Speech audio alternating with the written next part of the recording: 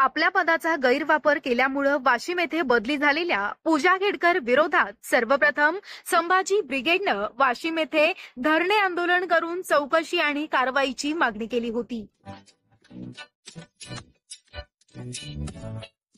गेल्या 15 जुलै जिल्हाधिकारी कार्यालयासमोर संभाजी ब्रिगेडनं धरणे दिले। त्याचे परिणाम म्हणून त्याच दिवशी दुपारी 3:30 वाजता पूजा खेडकर यांची बदली करण्यात आली।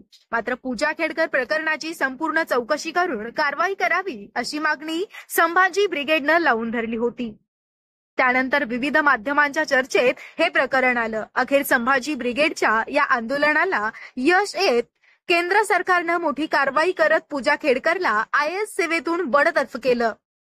बोगस प्रमाणपत्र जमा करून IAS झाल्या प्रकरणात ही कारवाई करण्यात आली आहे। खेडकरनं IAS पदासाठी जमा केलेली कागदपत्रे खोटी असल्याचं समोर आल्यानंतर ही थेट कारवाई केंद्रानं केली। या प्रकरणी सर्वोच्च न्यायालयामध्ये खटला देखील सुरू आहे। गेल्या आठवडाभरात UPSCनं पूजा खेडकरांची निवड रद्द करण्याचा निर्णय घेतला होता।